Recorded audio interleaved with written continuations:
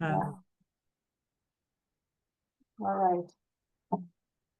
So, hello everybody, welcome to this webinar in Children's Literature Translation Studies, organized by my colleague Pilar Alderete Diaz at the University of Galway. I'm very pleased to be sharing the session today, and my name is Valerie Alven, and I'm Senior Lecturer in Translation Studies at Stockholm University in Sweden. It seems that we only have one presentation today due to health issues, and so we will have time for questions after the presentation. Just a reminder that the presentation is being recorded and will be later posted on the CLTS YouTube channel.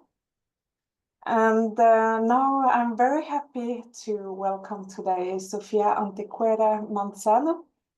Sofía is a PhD student in medical interpreting at the University of Alcalá in Madrid, in Spain, if it's correct. And her research focuses on cultural issues, human rights, and equal healthcare access. She has also worked as a translator, interpreter, and teacher, and she will now talk about the power of queer voices, translation and reception of queer children's literature in the Spanish-speaking world. So, Sofía, please, the floor is yours. Thank you very, very much. I'm just going to share my screen real quick. And if you can confirm that you can see it well, I would kindly appreciate it. Yes. Here. Okay, great. Well, thank you very much for giving me this space and allowing me to be here. And I'm going to present this research, which is about the publishing and translation of queer children's literature in the Spanish-speaking world. And before I begin, essentially what this research is about is a compilation of published books for children and young adults published in the UK and Ireland in the last 10 years, so starting from the year 2014. And then I tried to determine the percentage of these books that have been translated into the Spanish market.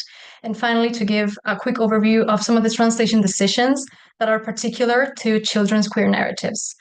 So I'm going to have to go a bit fast in the first slides just to not run out of time. But essentially, to begin, just a quick reflection of how important LGBTQ plus representation is in children's literature, because it has real consequences on community belonging and building, and it is a pathway for social transformation and for queer visibility. And of course, LGBTQ adults and their children must be able to read and tell stories about families like their own.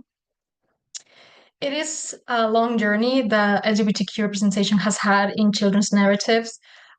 Before the year 2000 in the US market, barely 50 books had been published regarding any LGBTQ type of narrative, and they often portrayed harmful stereotypes with things like the tomboy or the sissy boy, these types of stories.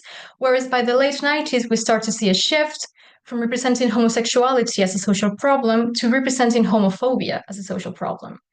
And then the moment that these types of stories really spike is from the year 2015 onwards. We start to see a lot of more published books in which the LGBTQ theme is present but not central are, of course, we could say more palatable, or rather that's how Pascua Feblis states it, and they have larger diffusion. But other books that have the LGBTQ theme as something central also start taking the floor, we could say, although there is definitely a focus in homoparental families and homoromantic couples. And the bisexual and trans and queer part is often disregarded in these types of narratives. Actually, the first book with a transgender character isn't written until the year 2008 by Marcus Ewart, is 10,000 Dresses. And this one belongs to the US market. And then the first and one of the only children's books with a non-binary character was written in 2015 by Sarah Savage, titled Are You a Boy or Are You a Girl? So even though they do exist and they are becoming more and more prominent, the story of LGBTQ representation in children's literature is definitely still on the rise, and there's a lot to consider in terms of it. Now, when it comes to its translation, first of all, we're going to have to focus on the regular issues that translation of children's literature has. So things like idiomatic expressions and cultural references, the translation of emotional and oral language for children, and also the voice preservation in an ambivalent text. But when we're talking about queer narratives, and specifically gender neutral or gender non-conforming narratives, this is where I would like to stay for a little bit longer, because it's one of the main issues and one of the main difficulties in translating this type of literature. And in the combination of Spanish and English is one of the key things that need to be considered in translation. So English being a notional gender language, that is a language in which essentially only pronouns in some professions have a gender, can be quite neutral in the way that it portrays characters, or that it addresses people. So you can have a word like children be gender neutral. Whereas the Spanish is a grammatical gender language. This means that every single word has a gender. Therefore, when translating the word children, you're necessarily, almost all the time, have to give it a gendered word, either masculine or feminine. And in that way, the use of gender fair or gender neutral language becomes a huge challenge in the translation. And there have been several ways to go about it. So for a long time, gender neutral terms and things like they, them pronouns were translated into masculine or feminine pronouns respectively, depending on the way that the characters were read. But then other strategies that we've seen are, for example, impersonalization or gender omission, which is about the elimination of any kind of reference to gender in a particular character or set of characters. This is very difficult in Spanish, but it can be done. And then finally, we have the use of neo-systems. So just like in English, we have the singular they for non-binary identities. In Spanish, we can use, for instance, the pronoun ella. However, there is a reticence in the use of neo-system, both from the Royal Academy and from translators that prefer using impersonalization or repeat names and things of the sort, even if they don't feel particularly happy with the constant repetition, but there is even more reticence in using neo-systems.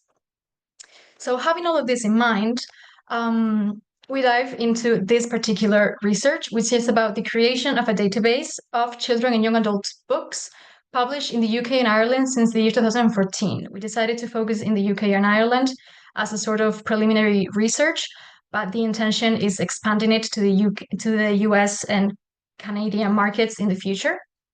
Then we established the percentage of books translated into the Spanish market using the database of edited books in Spain, which is publicly available. It's a governmental database.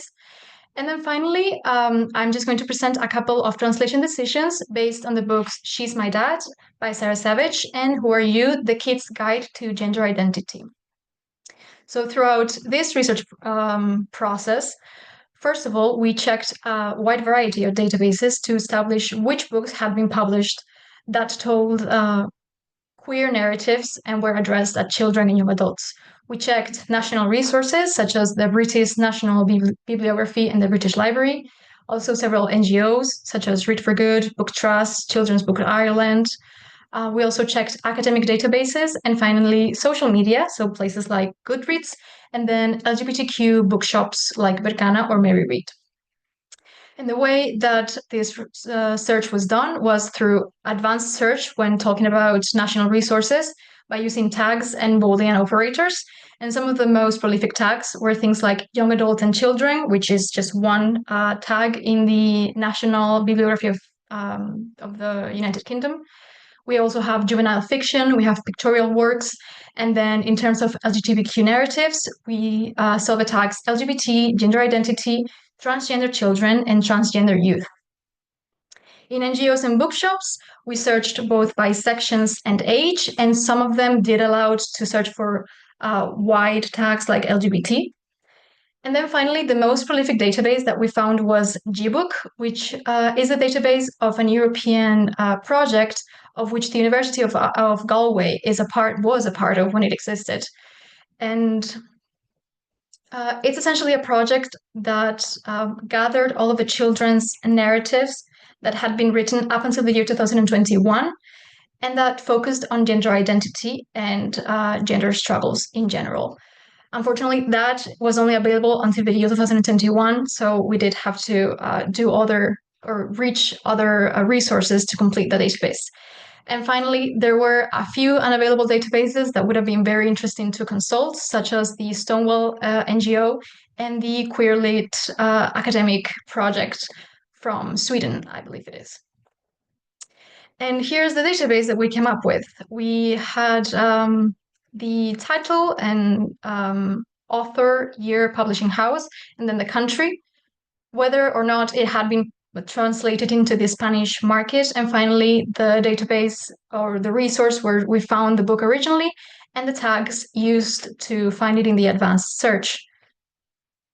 So the results we gather from here is that we managed to find a total of 175 books published since 2014 that had queer narratives as a central point and that were addressed either at children or at young adult readers. 111 of them were published originally in the UK. As I said, the focus was originally the UK and Ireland, but books published in the US market just kept popping up, so it felt useful to include them for any future research. And then about half were addressed at tweens and teens, and the other half were targeted for children 10 years or younger. Now, the vast majority of these books discuss lesbian or gay characters. In fact, only about 45 of the books that we saw discuss gender identity in some way. The books in the young adult category, so those addressed children 10 years or older, were more often romantic novels depicting homoromantic couples, whereas subjects of identity and inclusion are more directly addressed in books for children 10 years or younger, including picture books as well. In terms of translation, out of the books gathered, 60 of them had been translated into the Spanish market, so about 35% of them. Most of them were found through the database of edited books in Spain, but unfortunately that was not fully up to date, so the search was supported by LGBTQ bookshops. And out of the 60 that had been translated, 14 addressed gender identity in some way. Now, I would also like to point out that we had several books by the same authors. Some authors were particularly prolific in this type of literature, but we found no direct correlation between the subject or impact of a book and its possible translation when we had different authors. That means that sometimes an author had several books about LGBTQ characters and one that wasn't very high in impact but had been translated, and other times it was the exact way around. A book that was about LGBTQ characters and had lower impact in the original language had been translated into Spanish. There was no really direct correlation that has been found up until this point. And then to finish it off, I don't know how quick am I going with this or not. I just wanted to do a quick review of some of the translation strategies that we've been able to see. So for instance, with the book She's My Dad by Sarah Savage, published in 2021, we have the story of a young girl talking to us about her dad. Her dad's name is Haley. And in this book, dad becomes pretty much like a name, just like Haley. And she, her pronouns are used most time throughout the book. And the same thing happens in Spanish.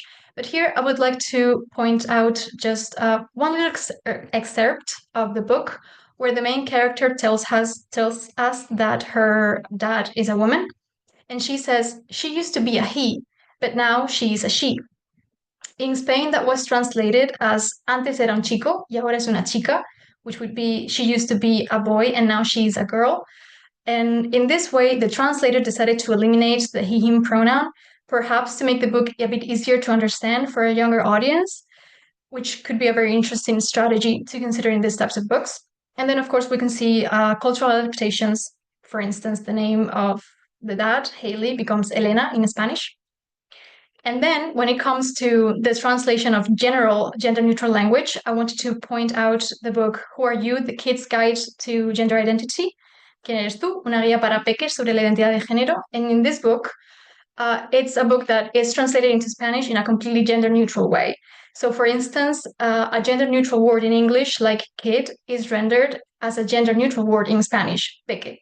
Peque comes from pequeño, which means little, and it's a colloquial and childlike way to refer to a little kid, which is completely gender neutral and works perfectly well in this type of book.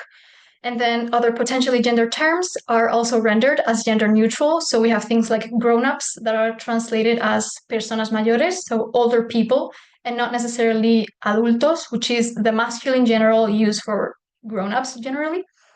And then we can also see the use of collective nouns. So when the English says to accompany kids, instead of using the masculine general, the Spanish says acompañar a la infancia, so accompanying childhood.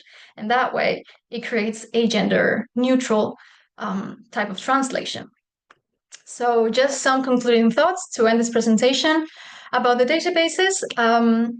The most clear thing is that national databases have advanced search filters and subjects that are sometimes misleading.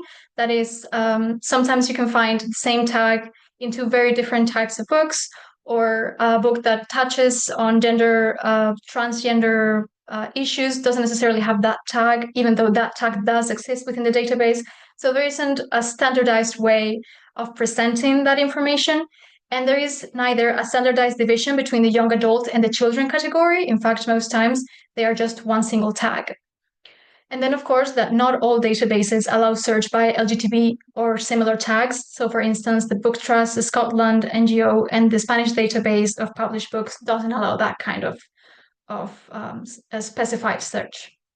And when it comes to translation, again, we saw that about 35% of the books that we found had been translated into the Spanish market, and that books focused on gender identity and inclusion are mindful of the gender connotations in translation and try to create a gender neutral translation. However, there is still reticence in using neo-systems and direct non-binary language in literary translation. And that is pretty much it. As per future work, I would like to expand this search to other countries in the English-speaking market and hopefully create a comprehensive and up-to-date database of children's queer literature.